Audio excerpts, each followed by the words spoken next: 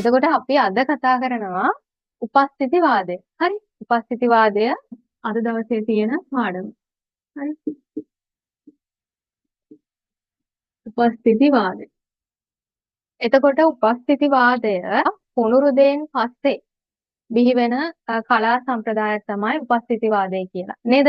එතකොට උපස්ථිතිවාදය සාමාන්‍යයෙන් පුනරුදයෙන් හැදිලා එන සම්ප්‍රදාය. ඒ කියන්නේ පුනරුදයේ තියෙන කලා ලක්ෂණ වෙනස් කරලා. හරි. කලා ලක්ෂණ වෙනස් කරලා පටන් ගත්ත එක තමයි උපස්ථිතිවාදය. එතකොට ඔයාලට 12 වසර සිලබස් එකේ තමයි උපස්ථිතිවාදය තියෙන්නේ. ඊට පස්සේ ඔයාලා කතා කරනවා පශ්චාත් උපස්ථිතිවාදය. පශ්චාත් කියන්නේ පසුව කියන එකනේ. පශ්චාත් උපස්ථිතිවාදය. හරි. ඊට පස්සේ පශ්චාත් උපස්ථිතිවාදය. ඊට පස්සේ ගණිකවාදය. ගණිකවාදය. මම මෙතනදි පුනරුදය ගැන ආයෙ කතා කරන්නේ නැහැ. මොකද පුනරුදය ඔයාලට 10 11 ඉතිහාසයේ පාඩම් වල කරලා තියෙනවා. උපස්ථිතිවාදයේදී ඉන්න කලා ශිල්පීන් 3 දෙනෙක් ඉන්නවා. ඒ තමයි මතකද කාට හරි? නෙට් මිට මතකද කවුද ඉන්නේ කියලා? ඉගෙනගෙන තියෙනවා. ස්ලෝට් මොනේ. ෆ්ලෝට් මොනේනේ. තව කවුද ඉන්නේ? ෆ්ලෝට් මොනේ, එඩ්ගාඩ් ඩෙගා. එඩ්ගාර් ඩෙගා, ෆ්ලෝට් මොනේ. එතකොට එඩ්ගාර් ඩෙගා තව කෙනෙක් ඉන්නවා. මේරි කසාරි. ඔව් මේරි කසාරි. මෙන්න මේ 3 දෙනා තමයි උපස්ථිතිවාදයේ ප්‍රධාන චිත්‍ර ශිල්පීන් 3 දෙනා. ඒ 3 දෙනා ගැන තමයි ඔයාලට කතා කරන්න තියෙන්නේ.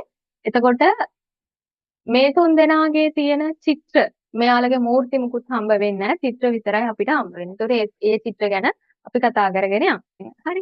ඉස්සෙල්ලම කියන්න ඕනේ උපස්ථිතිවාදය කියන්නේ මොකක්ද කියලා නේද? එතකොට දැන් පුනරුදයෙන් පස්සේ මම කිව්ව බිහි වෙන කලා සම්ප්‍රදායක උපස්ථිතිවාදය. උපස්ථිතිවාදයේ ප්‍රධානම ලක්ෂණය තමයි පුනරුදයේ තියෙන නීති රීති. පුනරුදයේ තියෙන හැම චිත්‍රයක්ම මොනාලිසා, මයිකලැන්ජලෝගේ අවසාන විනිශ්චය නේද? ඒ රෆායල්ගේ අපි කතා කරනවා ඇතැන්ස් ගුරුකුලය මේ වගේ අර චිත්‍රවල තියෙන්නේ ගොඩාක් රීතීන් තියෙනවා. නේද? එයාලගේ චිත්‍ර ගොඩාක් වෙලාවට දැන් මොනාලිසා චිත්‍රය ගත්තාම පරයාවලෝකනයේ තියෙනවා. ඇතැන්ස් ගුරුකුලයේ පරයාවලෝකනයේ තියෙනවා. නේද? අර එන්නේ වගේ රීතීන් තියෙනවා. ඒතකොට වර්ණ ගත්තාම ගොඩක් වෙලාවට කහ, දුඹුරු අර ඒ වගේ ප්‍රභේද.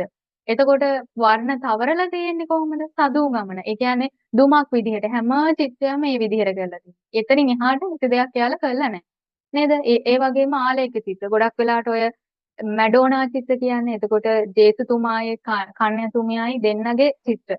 නේද? එතකොට ආලේඛ චිත්‍ර කියන්නේ උඩුකය රූප, මොනාලිසාගේ උඩුකය රූප. අන්න ඒ වගේ නීති රීති තියෙනවා. මෙන්න මේව තමයි හදන්නේ. අඳින්නේ කියලා පුනරුදේ නේද? එතකොට එතෙන්දී අපිට ගොඩක් පේනවා අර පල්ලිය ආශ්‍රිතව පල්ලියේ තියෙන නීති රීති වලට තමයි පුනරුදේ චිත්‍ර අඳින්නේ. හරි. පල්ලියේ තියෙන නීති වලට ඒ හින්දා තමයි ওই ජේසුතුමාගේ පුනරුදේ පල්ලියේ තියෙන නීති රීති වලට අනුව තමයි පුනරුදේ චිත්‍ර අඳින්නේ. ඒක තමයි ජේසුතුමාගේ කන්‍යාතුමියගේ චිත්‍ර ගොඩක් අපිට හම්බ වෙන්නේ නේද? අවසාන රාත්‍රී භෝජනයේත් එහෙමයි. ජේසුතුමා ඉන සින්දියන්නේ තියෙන්නේ. හැබැයි උපස්ථිතිවාදයට එද්දි මොකද වෙන්නේ? ඒ චිත්‍ර ශිල්පීන් හිතනවා මේ දේවල් කළා හරියන්නේ නැහැ. අපි පල්ලියේ බල අධිකාරියට යටත් වෙලා හරියන්නේ නැහැ. ඒකෙන් මිදෙන්න ඕනේ නේද? ඒකෙන් මිදෙලා අපි දෙයක් හිතන්න ඕනේ. අපි ලෝකය දකින්න ඕනේ.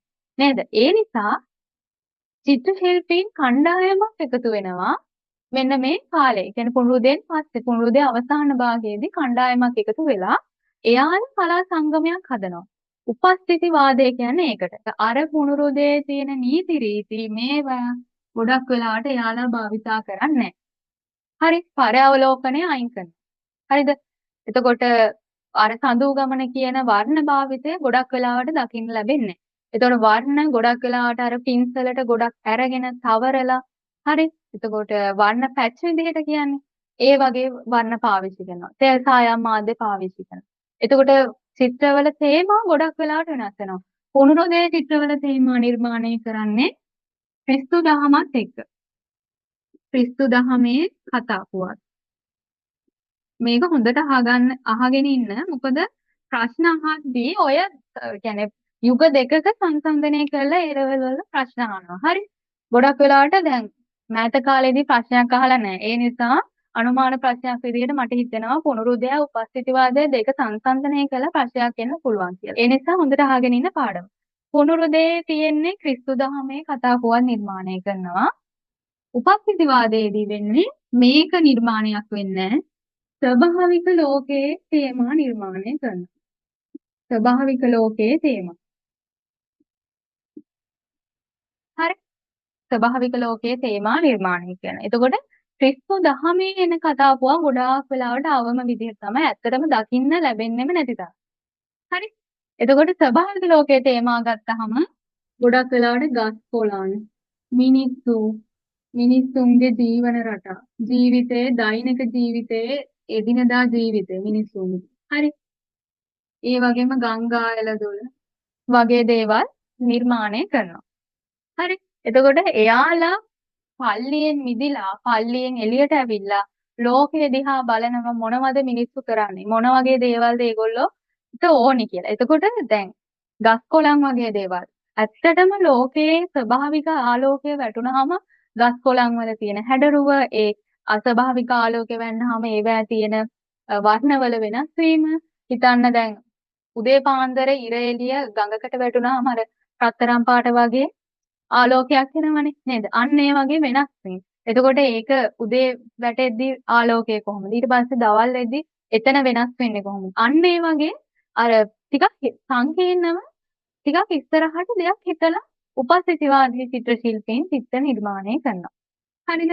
ඊට අමතරව එදිනදා ජීවිතයේ තියෙන සිදුවීම් මිනිස්සු සාද පවත්වන විදියවත් නේද? ඒ වගේම කාන්තාවක් ඒ වගේම පිරිමි කෙනෙක් අතර තියෙන සම්බන්ධය නේද? ආදර සම්බන්ධතා ඒ වගේ දේවල් නිර්මාණය කරනවා. එතකොට විනෝද වෙන හැටි පාක්වල ඒ කියන්නේ ඒගොල්ලන්ගේ තියෙන ධනවත් පන්තියේ සමාජ පන්තියේ තියෙන ඒ එක එක දෛනික ජීවිතයන් නිර්මාණය කරනවා.